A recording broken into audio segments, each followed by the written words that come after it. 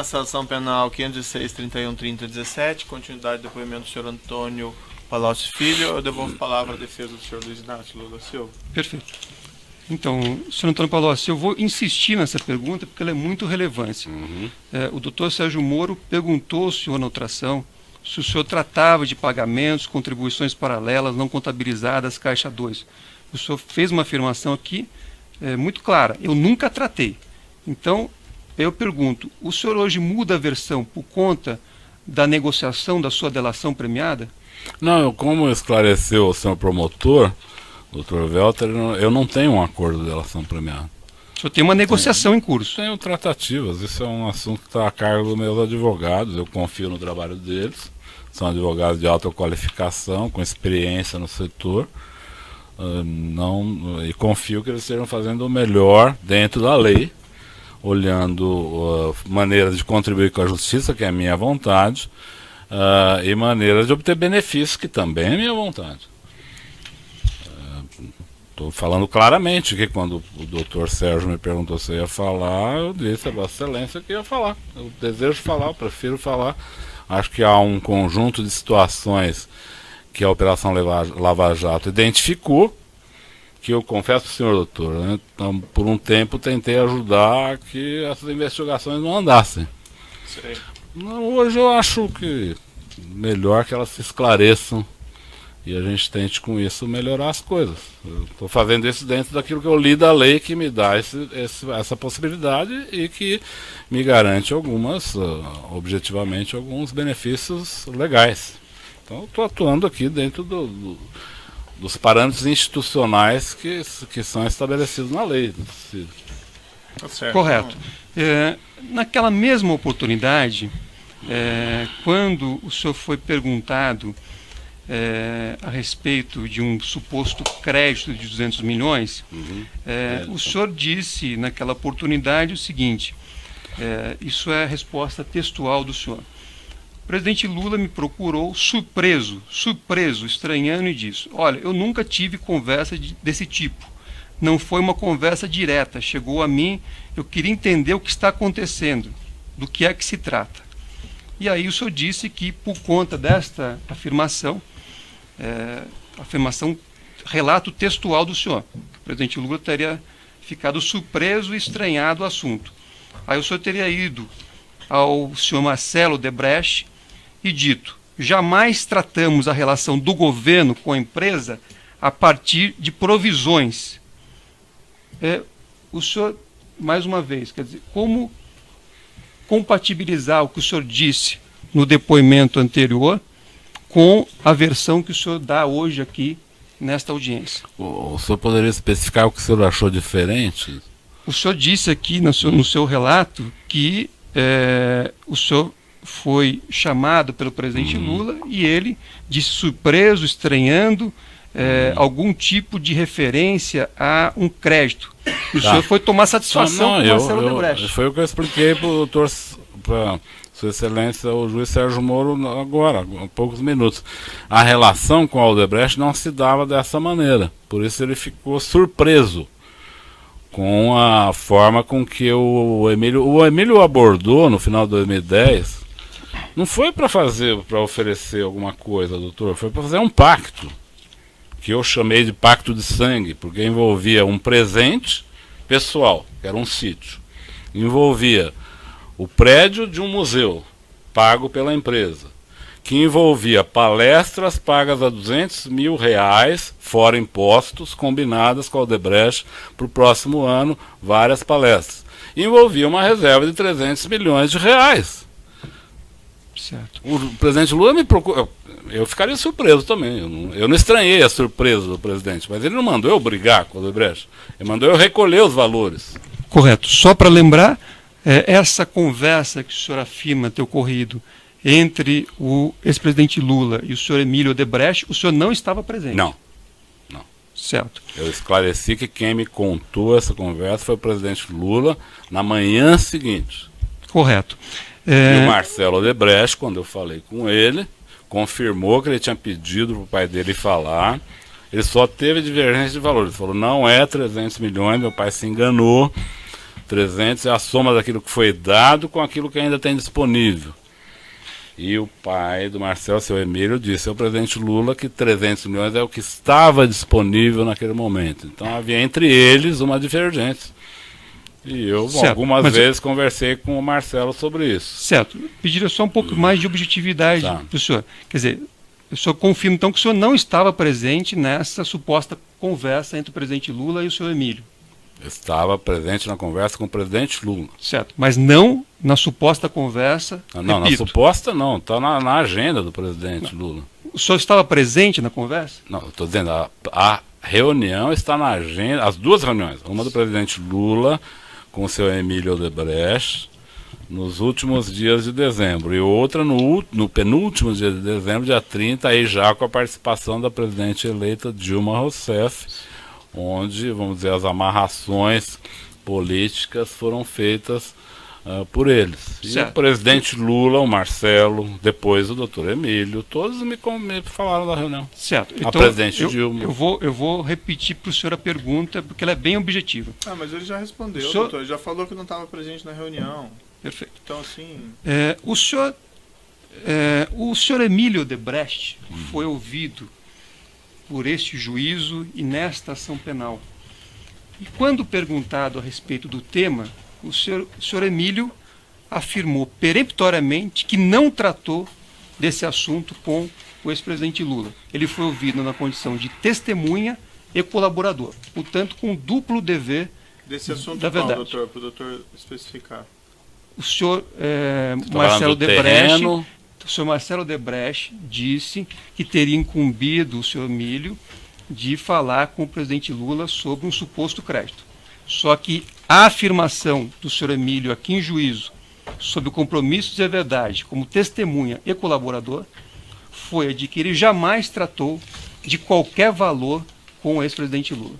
Então, queria saber se o senhor está dizendo a verdade aqui como o acusado da ação ou se o senhor Emílio Odebrecht, como testemunha, falou a verdade, porque as versões são antagônicas.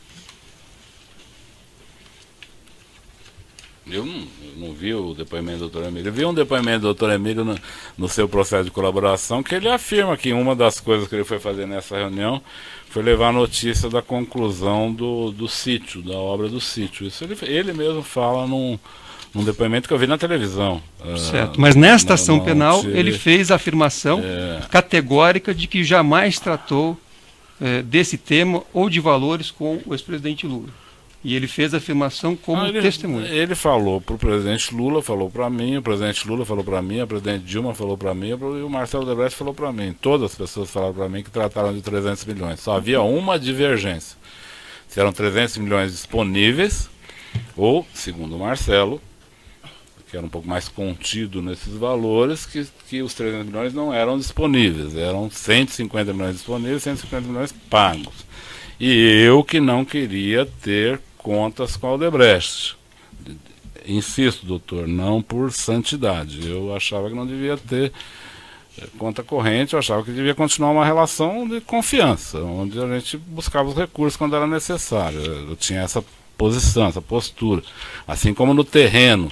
Eu não queria fazer aquela compra toda complicada, eu queria fazer uma compra simples, mas queria fazer. Foi esclarecido. Certo. Mais alguma pergunta? Sim. Então, quero dizer, o senhor Emílio teria mentido no depoimento que prestou perante esse juízo? Eu não vi o depoimento, doutor. Eu não posso dizer se ele mentiu ou se não mentiu. Ele pode ter esquecido. Certo. Não acredito que ele tenha mentido. Perfeito. Mas provável que ele tenha esquecido, ele tenha se confundido a reunião, porque não era isso que eu quero lhe dizer. E eu já disse aqui, não era prática, doutor Emílio, tratar de reservas de recursos com o presidente Lula. Não era prática. Eu tive em dezenas de reuniões com eles, esse assunto não era a pauta das reuniões, mas nessa foi. Esse foi o espanto do presidente Lula. Não o espanto de ter disponível 300 milhões. Ele gostou disso, tanto é que na segunda vez falou que o doutor Emílio tinha confirmado os 300 e que poderia ser mais, para eu cuidar disso. Não é para cuidar do espanto dele, é para cuidar do dinheiro. Certo. Mas eu reforço aqui o depoimento que o doutor Emílio deu. E, doutor, daí para questionar o depoimento do acusado aqui, pode ser confrontado depois, mas ele não pode responder pelo depoimento do outro, do que o outro falou, que o outro não falou, se o outro mentiu, se o outro falou a verdade ou não. Então vamos adiante. Correto. O senhor sabe dizer qual era o relacionamento do senhor Marcelo Odebrecht com o ex-presidente Lula? O senhor sabe dizer se eles tinham um bom relacionamento ou não?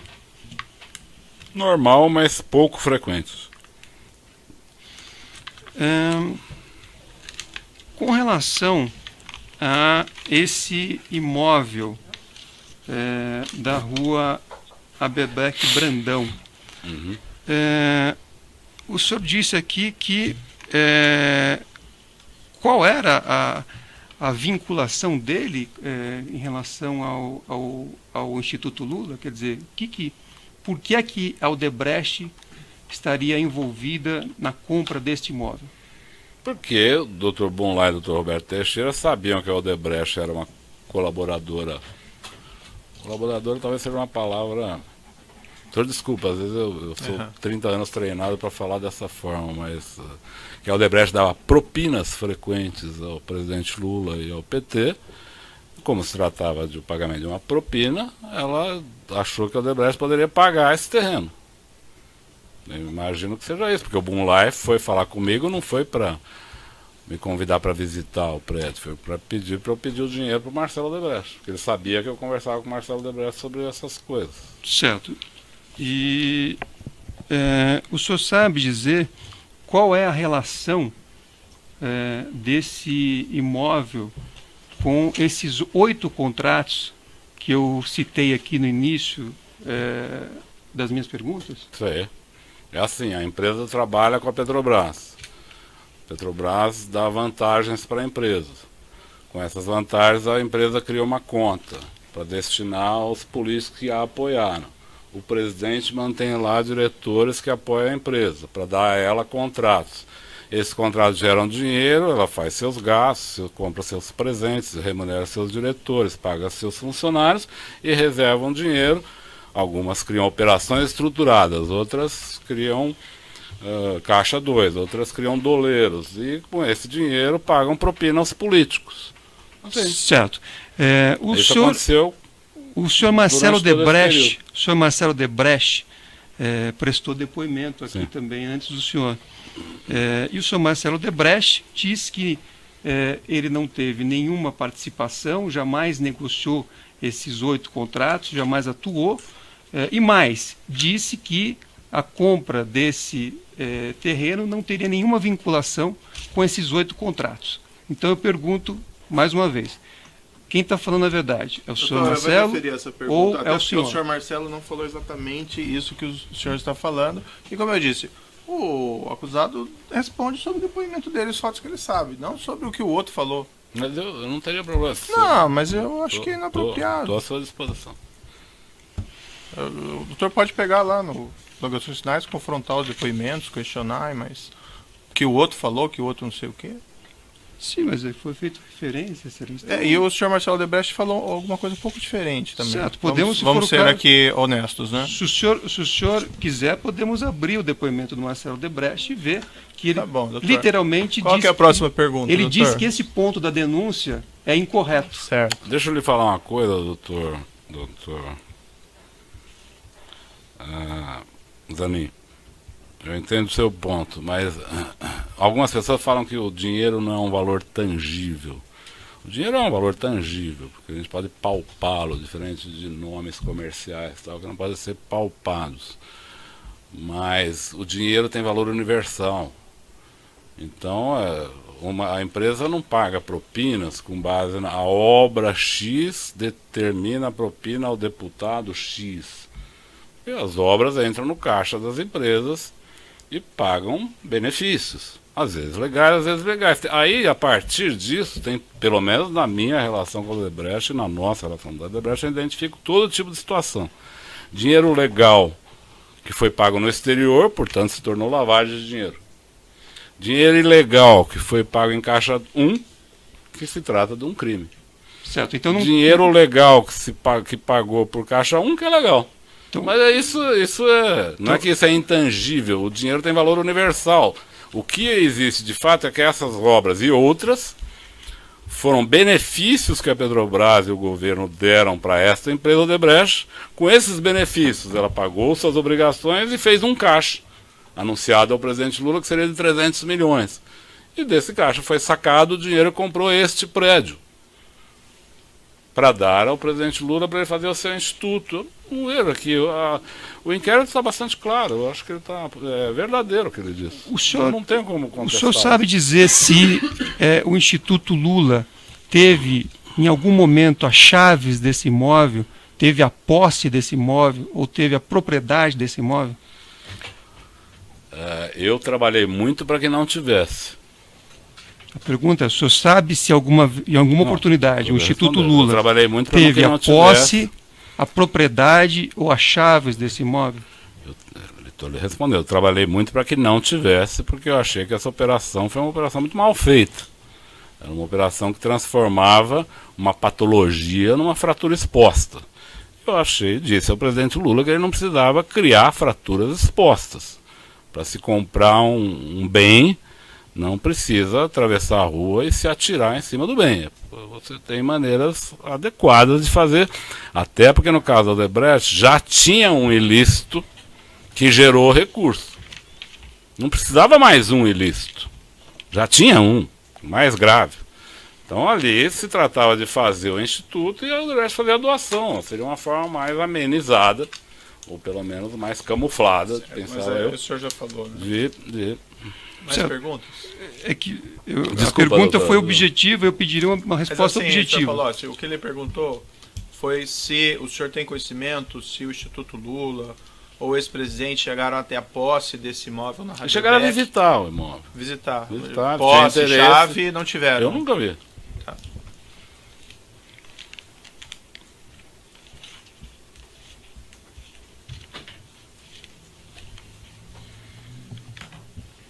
Aí, como eu lhe disse, a Odebrecht começou a estudar outros locais. Não, mas e estudou o próprio não local atual. Né? Entrar nessa questão. Certo. Não tem mais perguntas, senhores. Perfeito. Seguindo aqui na ordem, a defesa de Paulo Melo. A defesa de Roberto Teixeira.